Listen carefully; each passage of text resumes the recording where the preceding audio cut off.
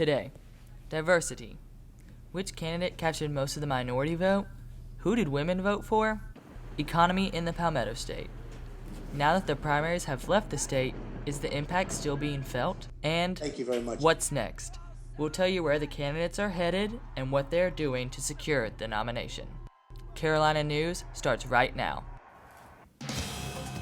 Live from the capital city, a special political edition of Carolina News, the path to the presidency. From the Palmetto State's presidential primaries to the general election in the fall, it's all here, now, on Carolina News. Good morning and welcome to this special political edition of Carolina News. I'm Kevin Smarr. Thanks for joining us. I'm Deonica Thomas. The path to the presidency made an early stop in South Carolina. And a big win for the two parties' frontrunners gave their campaigns momentum as they battled for the party's nomination. In a crowded Republican field, GOP candidates spent the week campaigning trying to win over the Palmetto State. Donald Trump, Ted Cruz, Marco Rubio, Ben Carson, John Kasich, and Jeb Bush all made appearances in this great state. Donald Trump won big with 32% of the vote, receiving all 50 of the state's delegates. Rubio and Cruz were virtually tied with 22%, but Rubio made the edge with 0.2% more. A poor showing in South Carolina resulted in Bush suspending his campaign indefinitely. Kasich and Carson both received 7% of the vote. However, Kasich still continues to pursue the Republican nomination. On the other hand, South Carolina proved to be a favorable state for Democratic candidate Hillary Clinton. The former Secretary of State clinched the primary with 73% of the vote and received 39 delegates. Although Bernie Sanders had a weak turnout, the Vermont senator still captured 14 delegates and 26% of the vote. Our Carolina News team has been covering the 2016 race to the White House since the Iowa caucuses. Let's send it over to Malik Rankin, who has all our team coverage on the demographics that make up this election season. Thanks, guys. In this demographic segment of the show, we'll be looking at race, gender, age, and religion and the effect they've had on the candidate's path to the presidency. Our team coverage begins with race. In the South Carolina primary, the Democratic Party received the majority of its votes from minorities, 61% of that being the black vote. In the Republican Party, only 4% of the vote was made by minorities. The Republican frontrunner's poll numbers seem to be unaffected by his racial rhetoric. They're bringing drugs, they're bringing crime, they're rapists, and some, I assume, are good people. Shik Sabaga is a political science professor at Midlands Tech. He says Trump reaches his supporters by playing on their fears. It's not so much how conservative you are, but how well are you reaching out to people's fears about their economy and the direction that the country is going. Some of the rhetoric is very unfortunate, and I'm sure not the direction that the country probably would want to go in. The direction of the country is reduced to political slogans. Trump says to make America great again, and Clinton wants to make America whole again. Nothing divides America like war and peace, black and white, rich and poor, and it's unfortunate that one of the candidates in a major party is appealing to race in a way that maybe divides Americans. Democratic candidate Hillary Clinton campaigned hard for the black vote in South Carolina, setting a pattern for other southern states on Super Tuesday. To us. Nobody listened to us. Nobody said Black Lives Matter until this brave and powerful woman stood up for us. As minority voters work to Clinton's advantage, the absence of them doesn't seem to slow Trump's momentum. As the primaries move out west, it's going to be very interesting to see the degree to which Latino voters turn towards Hillary Clinton and to what degree do they look to Senator Cruz or Senator Rubio for both the Republican and Democratic parties. And if Trump is nominated, minority voters will have to decide how to assess his very controversial statements before the general election. When I spoke with Professor Shik Sabaga, he said the general election can really boil down to that minority vote.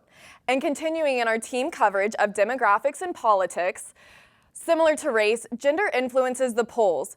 Dating back to 1980, the percentage of female adults voting has exceeded male adults voting.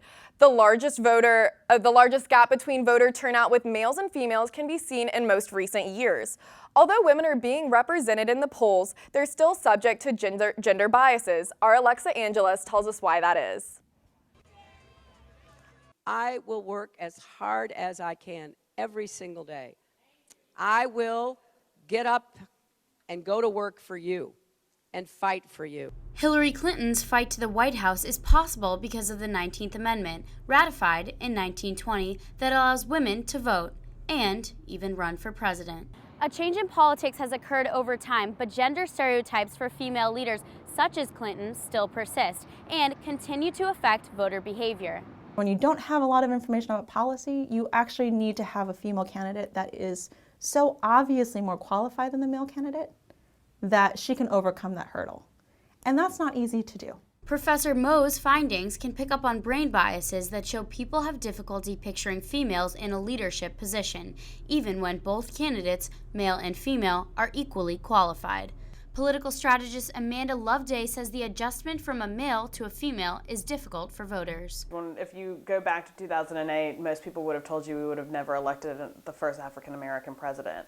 And everyone thought that we were ready for a woman. And I think that a gender jump from male to female, rather than a race jump, I think is much harder for society. But why is that? A study by Pew Research Center reports that women in public office are better at working out compromises, keeping government honest, and overwhelmingly better at dealing with social issues. However, the majority of Americans believe men are more suited to deal with crime, public safety, national security, and defense. But Professor Moe says that people are malleable. They can change, people can learn, but that's not going to happen if people don't actually run. Right? If women don't put themselves out there, then there is not going to be an example of what a woman leader can look like. And Clinton continues to be that example. The Secretary of State clinched the women's vote in South Carolina Democratic primary with 79% compared to Bernie Sanders' 21%. We have to make strong the broken places. Alexa Angeles, Carolina News. In 2012, females made up 53% of the overall voters in the U.S., making it even more important for all presidential candidates to campaign for the female vote. And continuing with our team coverage, we move into the age demographic. This year, the millennial voters are expected to have a significant impact in the polls. In the South Carolina Democratic primary, Bernie Sanders was the frontrunner among young voters. On the Republican side, Ted Cruz was in the lead, claiming 28% of the young vote. Trump and Rubio were not far behind. The strategies and tactics used over the years has evolved, and our Deonica Thomas takes a closer look at how effective those methods impact the young voters. With the young voter expected to make up the same proportion as the baby boomers for the first time in this upcoming presidential race, candidates have taken different routes in order to grab the young voters' needed attention. From speaking out against college tuition, campaign ads, I'm voting for the first time, and social media. Student voters have recognized these strategies used by the candidates to sway their vote. I think that trying to make yourself seem like more of a pop culture icon rather than a legitimate candidate does help in some ways. However, I still think that it's a very blatantly bogus platform. They'll release videos that are kind of like BuzzFeed style, so there'll be like listicles or like really cool designs and fun colors and stuff going on in their videos that catches the attention of younger voters. And once it catches their attention, then they're going to listen to the policies that the candidates stand for and how that they can represent America. And I think that that's a really good tactic. Unfortunately, young people want to see the flashy like videos, Twitter or whatnot. And it is a way to get some of the issues across, but more serious issues they can't be put across in like funny videos and whatnot, because then people will think they're making jokes out of it. So it is a good idea if you want to attract young people, but at the same time, young people need to pay attention to the more serious issues too, I think. One student suggested that the Democrats have been doing a bit more, but Hillary Clinton seems to try too hard to get the young African American vote, and Bernie Sanders' promise of the Free Education Act is skeptical because there is no such thing as free. Regardless of who gets the most attention from the young voter, the actual vote is the main goal. Young people have become more involved with politics as it merges with their lifestyle, incorporating trendy and fresh ideas, and it will continue to play a key role in this presidential race. Continuing on in our team coverage of political demographics, we take a look at the evangelical vote. A candidate's religious beliefs have influenced the American political system for decades. The majority of voters take into consideration the candidate's religion when heading to the polls.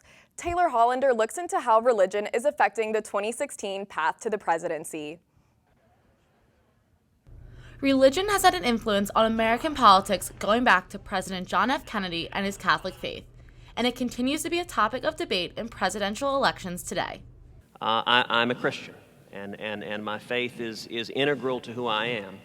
Dr. Kirk Randazzo, a political science professor at the University of South Carolina, said religious beliefs have influenced voters for years. So in the past, I think religion has played a key role in the elections, especially among evangelical Christians, the rise of the Christian Coalition in the 1980s, and basically the connection of their support to conservative candidates, primarily in the Republican Party. In a January 2016 study, the Pew Research Center found that 51% of adults said they're less likely to vote for a presidential candidate that does not believe in God.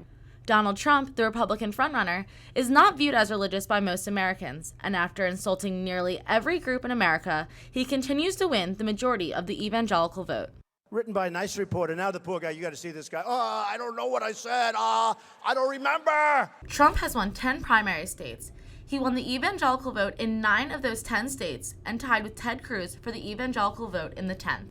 I think what Donald Trump is tapping into is a level of anger and resentment among evangelicals who probably feel like their concerns haven't been taken seriously by members of the Republican Party.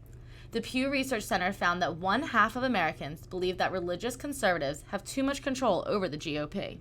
Dr. Randazzo said this could explain why the evangelical votes are shifting to the candidates seen as the least religious. With 5 months until the Republican National Convention, evangelicals could continue to propel Trump to the Republican nomination. Taylor Hollander, Carolina News. While the evangelical vote can be overlooked, it could be a determining factor when it comes to the path to the presidency. Just as religion plays a part in getting votes, throughout our team coverage, we've seen how race, gender, and age also affect the polls and how a candidate operates their campaign. That wraps up our demographics coverage as we took it from the South Carolina primaries to what's to come in the general election. Back to you guys.